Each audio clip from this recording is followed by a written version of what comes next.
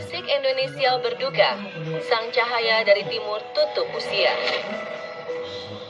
8 April 2020, Glenn Fredly Deviano Latwi Hamalo berpulang di usia ke-44 tahun. Yang kegiatan syuting. Bersyukur, perjuangan Juwita Bahar melawan penyakit tak terbayar dan ia dinyatakan sembuh dari meningitis.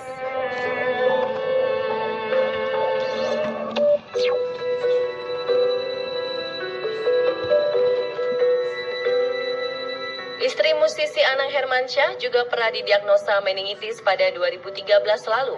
Kala itu Ashanty sering mengeluhkan sakit di bagian kepala yang kian parah. Saking dahsyatnya rasa sakit yang harus ia tahan, Ashanty pernah drop hingga pingsan. Ashanty diduga menderita meningitis karena enggan melakukan vaksin meningitis sebelum umroh dan saat melakukan perjalanan ke Afrika. Dengan usaha dan perjuangannya, perlahan Ashanty sembuh setelah 2 pekan dirawat di rumah sakit.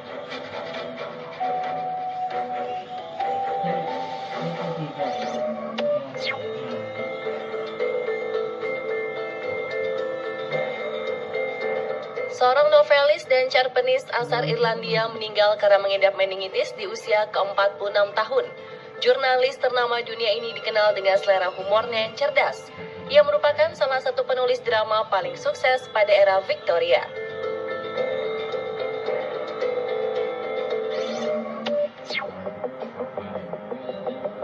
Eddie Jones, pemain baseball kenamaan dunia, juga wafat akibat meningitis yang dideritanya.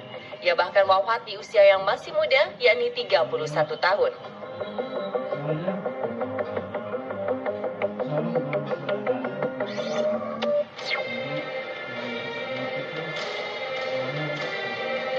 Meningitis juga pernah menewaskan seorang aktor, musisi, dan penulis lagu Brock Benton.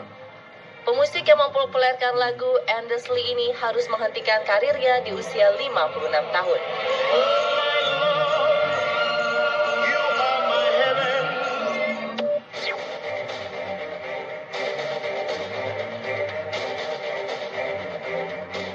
Petinju ulung asal Argentina, Ubaldo Nestor, juga wafat karena meningitis. Olahragawan ini meninggal dunia saat berada di puncak karir pada usia 42 tahun. Banyaknya kasus meninggal dunia karena meningitis membuat penyakit ini tak bisa dianggap sepele. Lantas, apa sebenarnya meningitis? Bagaimana gejala penyakitnya?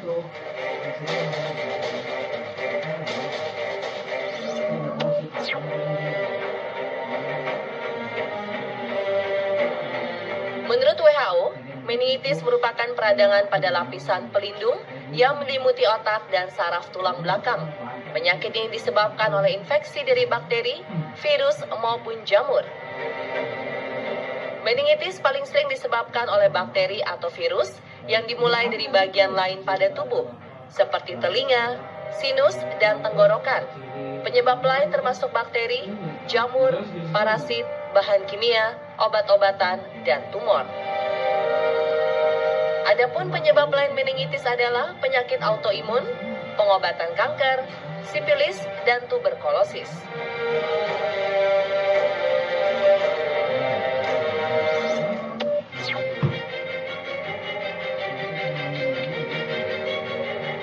Penyebaran meningitis bakteri melalui pernafasan dan sekresi tenggorokan. Sekresi tenggorokan berarti droplet atau cairan yang dikeluarkan dari mulut. Kondisi ini menular melalui batuk, bersin, dan terkena cairan si penderita.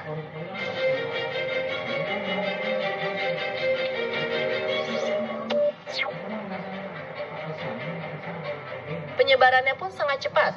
Berdasarkan data Badan Kesehatan Dunia atau WHO, rata-rata 5-10% dari orang yang terkena penyakit ini akan meninggal dunia.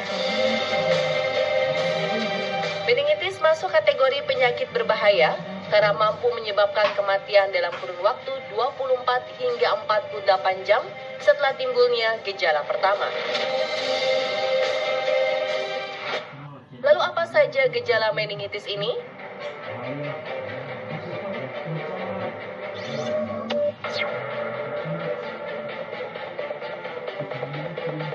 Tanda dan gejala awal meningitis menyerupai gejala flu, namun berkembang setelah beberapa jam atau hari. Awalnya penderita akan mengalami demam tinggi secara tiba-tiba. Kemudian leher terasa kaku, sakit kepala yang sangat menyiksa, berlanjut dengan mual dan muntah.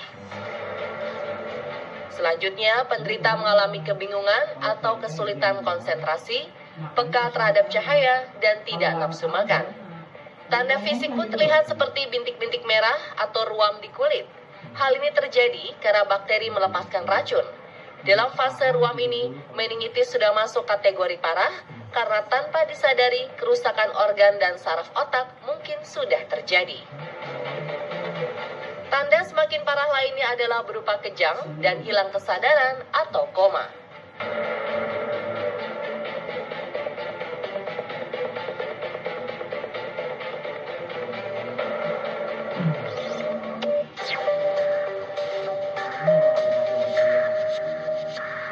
Menurut data WHO 2010, sebanyak 400 juta orang terinfeksi bakteri meningitis dengan tingkat kematian berkisar 25%.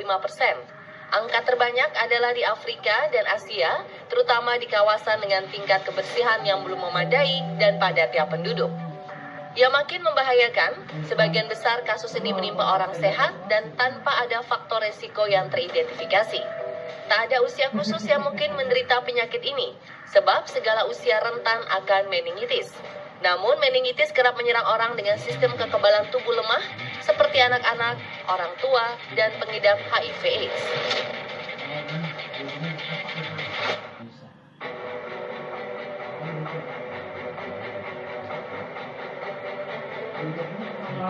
Dengan penanganan yang tepat dan cepat, meningitis bisa diobati. Perlu diingat, pencegahan lebih tepat dilakukan untuk menghindari meningitis. Beberapa langkah awal untuk mencegah terjangkit meningitis adalah dengan rajin mencuci tangan, berlatih hidup higienis, menjalani pola hidup sehat, serta menutup mulut saat bersin atau batuk. Banyak kasus meningitis, virus, dan bakteri bisa dicegah dengan berbagai macam vaksin. Vaksin meningitis belum termasuk jadwal imunisasi anak, tetapi bisa didapatkan di Indonesia. Konsultasikanlah dengan dokter untuk mendapatkan vaksin yang tepat. Vaksin juga biasa diberikan pada orang berisiko tinggi, seperti wisatawan yang ingin pergi ke daerah endemik, seperti personel militer dan jamaah haji atau umroh. Buat Anda yang di rumah aja, selalu jaga kesehatannya, kenakan protokol menggunakan masker jika terpaksa keluar rumah. Jangan lupa etika batuk dan bersin, serta budaya cuci tangan yang benar ya. Selamat jalan, Bung Glenn, semesta menjagamu.